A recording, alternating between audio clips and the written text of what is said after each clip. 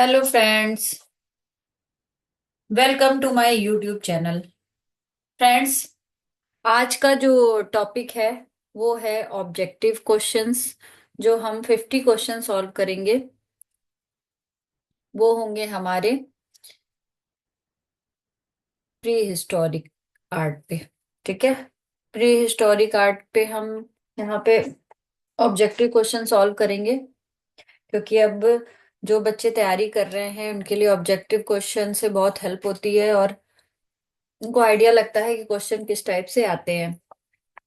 आप किसी भी एग्जाम की तैयारी कर रहे हो, केवीएस की, नवोदय की, यूपीटीजीटी, पीजीटी की, डीएसएसबी की, या अभी आरपीएससी का भी एग्जाम है, तो सारे ही एग्जाम में एमसीक्यू आते हैं, यानी ऑब्जेक्टिव क्वेश्चन आते हैं।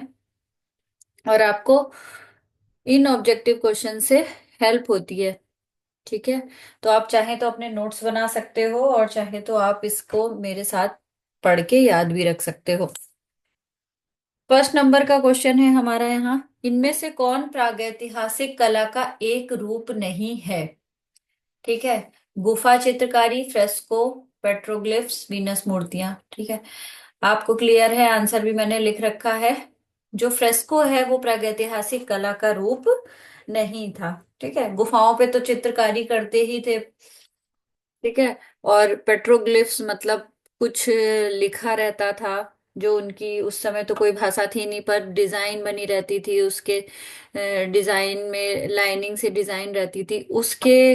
जो भी उनकी उस समय की दिनचर्या होती थी, जो भी वो अपने समाज के आसपास की दिनचर्या का जो भी उनका हिस्सा होता था, वो सबको वो अपना पिक्चर में बनाते थे, यानी गुफाओं की दीवारों पर बना देते थे। और वीनस मूर्तियां भी, जो कि हमारी वो भी मिली हुई है इंडस, उसमें प्री हिस्टोरिक काल की ही है। तो क्या हो गया? फ्रेस्को चित्र। ठीक है। नेक्स्ट है,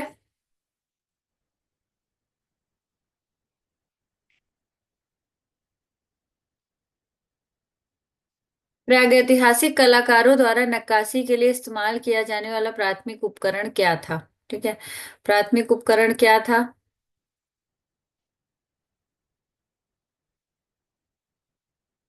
छेनी, हड्डी, धातु या चकमक पत्थर। तो ये मोस्ट इम्पोर्टेंट है। ये पहले भी पूछा गया है कई बार कि जो वो लोग प्रागैतिहासिक काल का जो मानव था, वो जो अपना जब चित्रकारी करता था तो कैसे करता था? हड्डी का यूज करके, छेनी का यूज करके, धातु तो थी नहीं उस टाइम।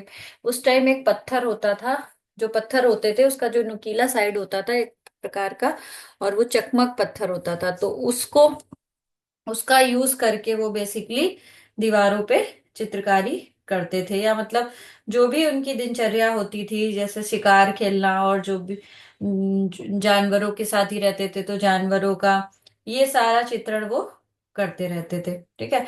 और ये चकमक पत्थर बहुत बार पूछा गया है, इसको फ्लिंट बोलते हैं। फ्लिंट नाम से भी कई बार आएगा, तो आप कंफ्यूज नहीं होना। अगर हिंदी में है तो चकमक पत्थर, और अगर इंग्लिश में आया है तो फ्लिंट, FLINT, फ्लिंट। ठीक है। नेक्स्ट चलते हैं हम।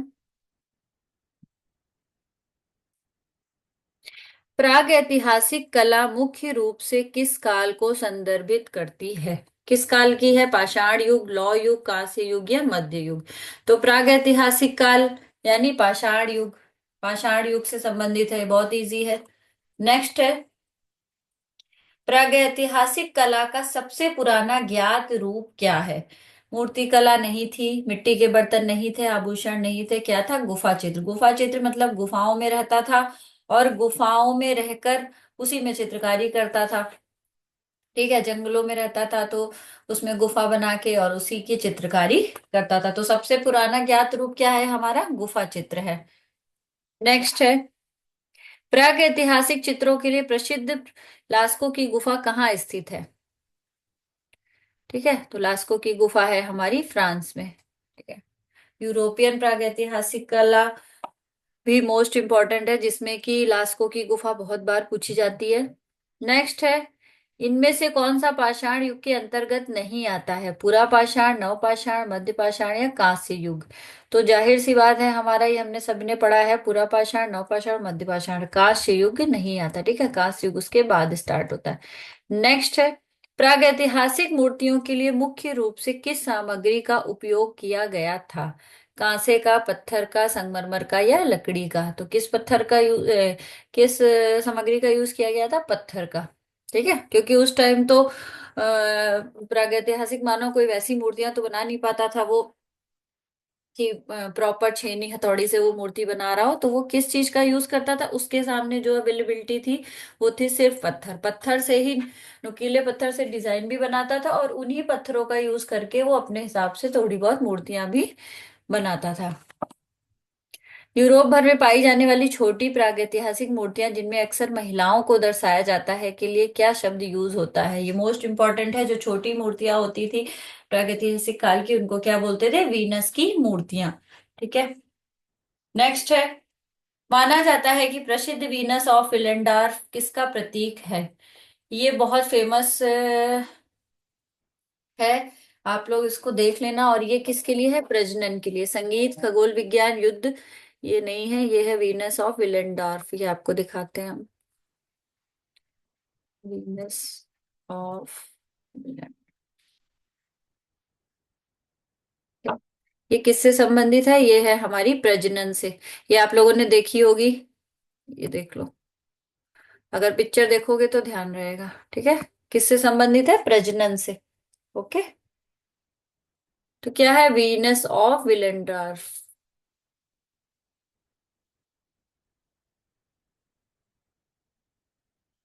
नेक्स्ट है, प्रागैतिहासिक गुफा चित्रों में अक्सर निम्नलिखित में से कौन से विषय दर्शाए जाते हैं? धार्मिक अनुष्ठान, शिकार के दृश्य, लिखित भाषा या पारिवारिक जीवन? बहुत अच्छा क्वेश्चन है ये। शिकार के दृश्य। अब इसको तो आप ऐसे भी समझ सकते हैं कि उस प्रागैतिहासिक काल का मानव क्या करता था? शिकार पे उसकी सब कुछ निर्भर था, तो शिकार के दृश्य को ही वो बनाता था। प्रागैतिहासिक स्थल अल्तामिरा, जो अपनी गुफा चित्रों के लिए जाना जाता है, किस देश में स्थित है? तो अल्तामिरा की गुफाएं कहाँ पे स्थित है? स्पेन में। ठीक है। तो जो यूरोपियन प्रागैतिहासिक कला है और इंडियन प्रागैतिहासिक कला है, दोनों ही मोस्ट इंपॉर्टेंट होती है आपके पेपर के लिए। और ये मान के चलिए कि प्रागैतिहासिक कला से कोई ना कोई क्वेश्चन आता जरूर है। ठीक है।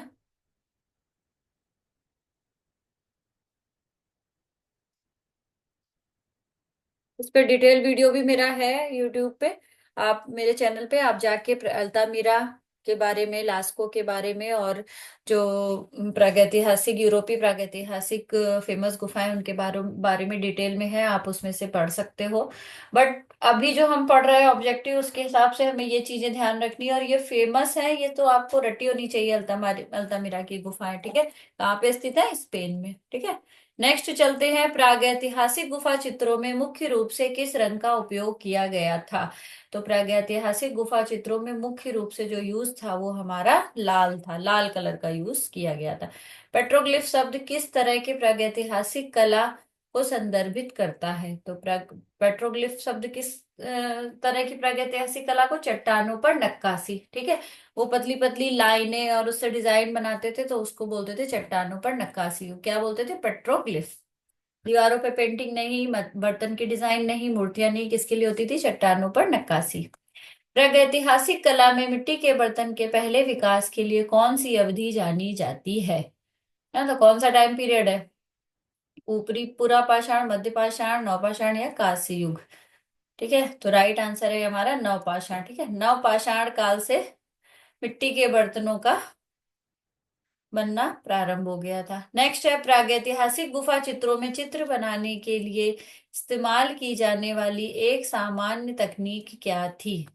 चित्र बनाने के लिए इस्तेमाल की जाने वाली थी हाथों से स्टेंसिलिंग। ठीक है। हाथों से स्टेंसिलिंग।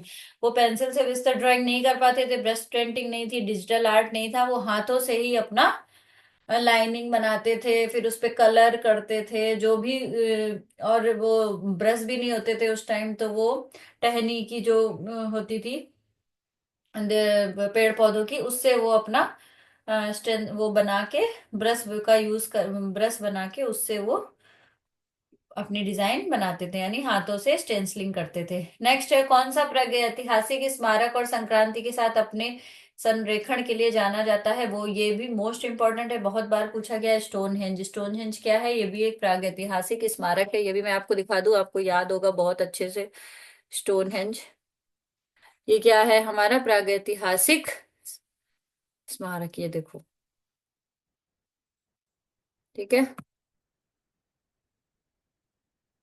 सभी ने देखा होगा ये पिक्चर। आपको साथ में इसलिए दिखा देते हैं ताकि आप क्वेश्चन पढ़ो तो आपको तुरंत क्लिक हो जाए। तो क्या है, कौन सा प्रागैतिहासिक स्मारक है? ये स्टोनहेंज। नेक्स्ट है, प्रागैतिहासिक चित्रों में रंग द्रव्य के रूप में अक्सर किस सामग्री का उपयोग किया जाता था? चारकोल का, तेल का, प्लास्टिक का या धातु का? तो उस टाइम इस तरीके से तो कुछ नहीं था, तो क्या था? चारकोल का। ठीक है। नेक्स्ट है, प्रागैतिहासिक गुफा चित्रों का प्राथमिक उद्देश्य क्या माना जाता था? तो प्राथमिक उद्देश्य तो कोई ये था नहीं कि जनजातियों का संचार, क्योंकि और तो कोई था ही नहीं उस टाइम। धार्मिक अनुष्ठान या कहानी सुनाना भी नहीं था, सजावट करने का भी उनका कोई मकसद नहीं था। वो क्या करते थे, जो भी उनके क्रियाकलाप होते थे और धार्मिक अनुष्ठान होते थे, उसको ही वो अपने चित्रों के द्वारा डिस्क्राइब करते थे। ठीक है। जनजातियों के साथ संचार तो हो ही नहीं सकता, क्योंकि उस टाइम तो ऑलरेडी वो उतने ही सीमित थे। धीरे धीरे और चीजें बढ़ी। ठीक है। नेक्स्ट है, पूरा पाषाण काल को निम्न नामों से भी जाना जाता है। पूरा पाषाण काल यानी पुराना पाषाण युग। ठीक है, पूरा यानी पुराना। नेक्स्ट है, नव यानी नया।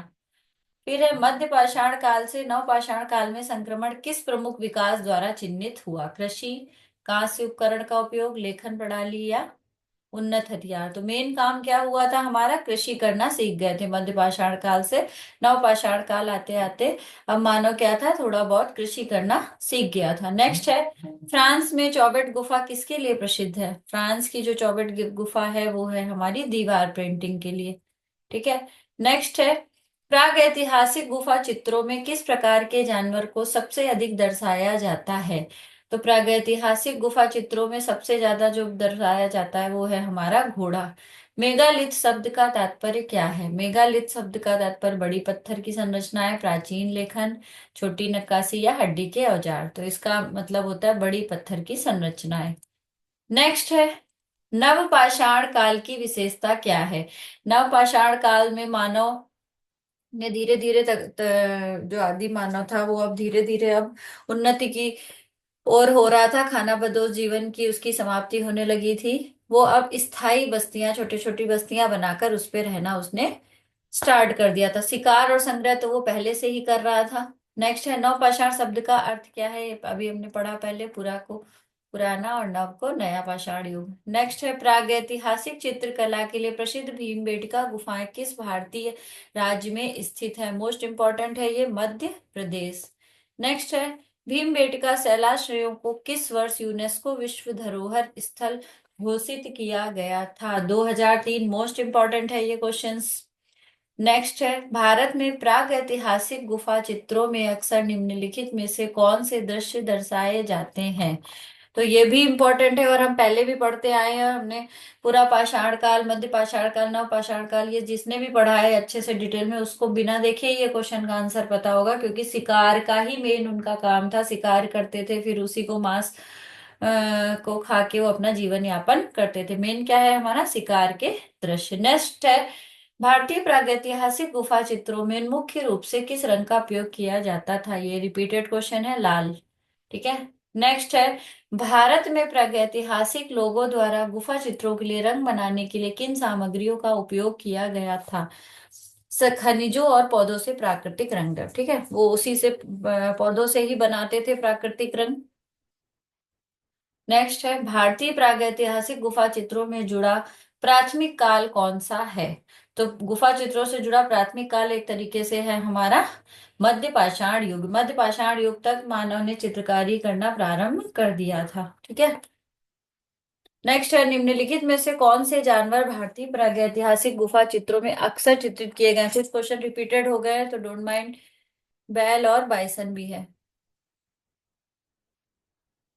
भारतीय गुफा चित्रों में पूछा गया है तो है हमारा बैल और बाइसन। नेक्स्ट है भारतीय, ये रिपीटेड क्वेश्चन नहीं है, अलग क्वेश्चन है, वो दूसरा क्वेश्चन था। नेक्स्ट है भारतीय गुफा चित्रों में हस्तरेखाएं और ज्यामिति पैटर्न किस काल की विशेषता है? तो मध्य पाषाण काल का समय था, उस टाइम हस्तरेखाएं और ज्यामिति पैटर्न अधिक देखने को मिलने लगे थे। नेक्स्ट है अधिकांश भारतीय चित्रकलाएं कहाँ पाई जाती हैं? शैलाश्रय में, मतलब गुफाओं में। नेक्स्ट है भीमबेटका के अलावा निम्नलिखित में से कौन सा प्रागैतिहासिक शैल कला के लिए प्रसिद्ध भारतीय स्थल है? लखुदियार की गुफाएं। ठीक है, लखुदियार है ये, लखनिया दरी अलग है, लखुदियार अलग है। लखुदियार की गुफाएं। नेक्स्ट है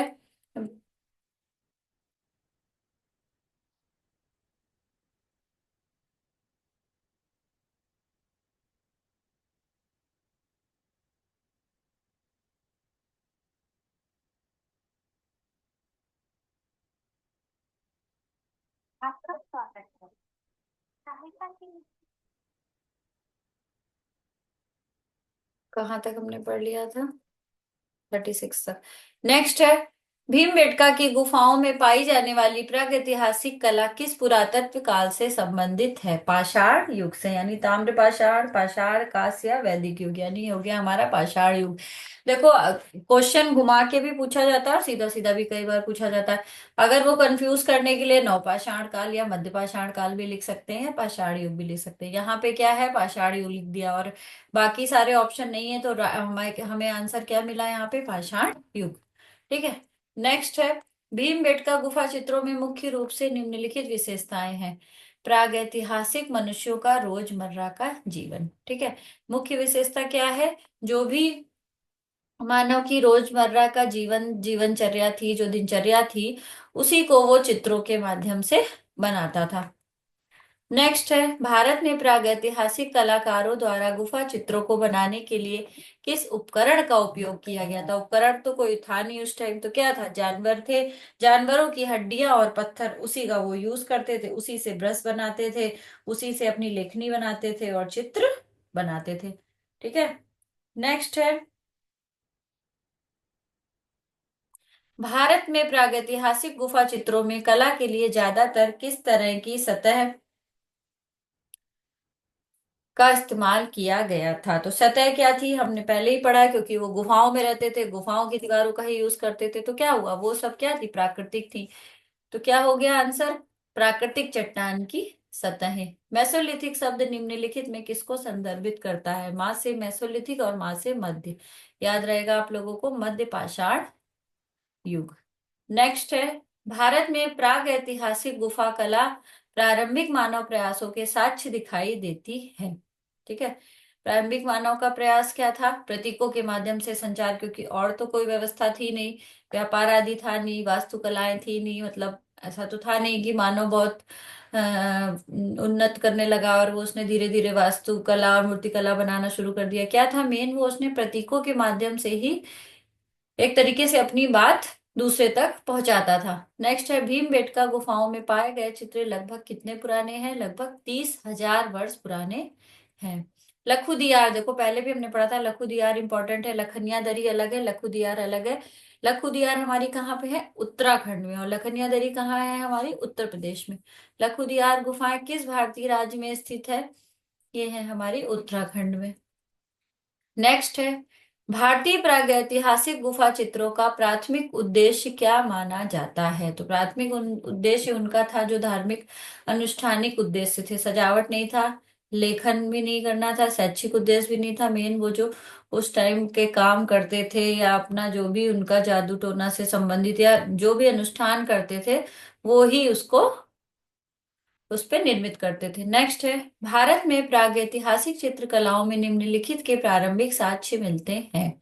प्रकृति और जानवरों के साथ मानव संपर्क, क्योंकि बहुत सारे जो भी हम लोगों ने प्रागैतिहासिक चित्र देखे हैं उसमें मानव ने जानवरों का ज्यादा चित्रण किया है। ठीक है, प्रकृति का बहुत चित्रण किया है। तो क्या था, मानव क्या था, पूरी तरीके से प्रकृति और जानवरों पर ही आश्रित था और उसी का ही वो चित्रण करता था। निम्नलिखित में से कौन सा स्थल भारत में प्रागैतिहासिक शैल कला के लिए नहीं जाना जाता है? सांची। ठीक है, सांची नहीं जाना जाता क्योंकि भीम पेट का आदमगढ़ लखुदियारी आप लोग को भी पता होगा। तो राइट आंसर क्या है हमारा यहाँ पे सांची। सांची पे कोई भी प्रागैतिहासिक काल का चित्रण नहीं हुआ है। नेक्स्ट है भारतीय प्रागैतिहासिक गुफा चित्रों में मानव कृतियों का सबसे आम चित्रण क्या है? नृत्य और शिकार के दृश्य। जो ज्यादातर दृश्य थे वो कैसे थे? नृत्य और शिकार के दृश्य। नेक्स्ट है उत्तराखंड में सुयाल नदी के पास कौन सा प्रागैतिहासिक चित्रकला स्थल पाया गया है? ये बहुत इंपॉर्टेंट है, इसलिए मैंने इसके दो तीन क्वेश्चन रखे हैं, आपको ध्यान रखना है। लखुदियार है, लखुदियार जहाँ जगह कहाँ पे? उत्तराखंड में। और किस नदी के पास? सुयाल नदी के पास। नेक्स्ट है आदमगढ़ हिल्स प्रागैतिहासिक चित्रों की एक सामान्य विशेषता क्या है? देवताओं का चित्रण, अमूर्त ज्यामितीय आकृतियां, पशु दैनिक जीवन या लिखित भाषा। आप लोग को पता होगा राइट आंसर इसका पशु और दैनिक जीवन। एक क्वेश्चन रिपीटेड था इसलिए 51 हो गया है। भारतीय प्रागैतिहासिक गुफा चित्रों में प्रयुक्त रंगों के बारे में निम्नलिखित में से कौन सा सत्य है? वे लाल, गेरू, हरे, तांबे के खनिजों और चारकोल जैसी प्राकृतिक सामग्रियों से बने होते थे। ठीक है, पहली बात तो प्राकृतिक चीजों पे ही वो निर्भर थे पूरी तरह, तो प्राकृतिक रंगों का ही यूज हुआ है। ठीक है, तो राइट आंसर यहाँ पे बी वाला, वे लाल रंग, हरे, तांबे के खनिजों और चारकोल जैसी प्राकृतिक सामग्रियों से बने थे, जो उनके रंग थे। तो ये हमारे 50 क्वेश्चन थे आज हमारे प्री हिस्टोरिक आर्ट के। आई होप आप लोग को वीडियो समझ में आया होगा। और ये थोड़े थोड़े क्वेश्चन अगर हम करते चलेंगे तो इसमें से आप लोगों का जो भी ऑब्जेक्टिव पार्ट है वो तैयार होता रहेगा। अभी हम और भी पढ़ेंगे, बहुत सारे कमेंट्स आए हैं एस्थेटिक के ऊपर। अब हम एस्थेटिक पे भी ऑब्जेक्टिव क्वेश्चन पढ़ेंगे नेक्स्ट वीडियो में, क्योंकि एस्थेटिक क्या है, बहुत कंफ्यूज हो जाते हैं बच्चे इसमें, और उसका एस्थेटिक पार्ट भी बहुत सारे पेपर में पूछा जाता है। ठीक है, तो उसका ऑब्जेक्टिव भी हम अब करेंगे। आप लोग अपनी तैयारी करते रहिए, क्योंकि एग्जाम जब आता है तो अचानक से तैयारी नहीं होती है। आई होप वीडियो पसंद आ रहे हैं आपको। इसके अलावा कोई कमेंट्स या कोई क्वेश्चन है तो कमेंट कर सकते हो आप। मिलते हैं अपने नेक्स्ट वीडियो में, तब तक के लिए बाय बाय।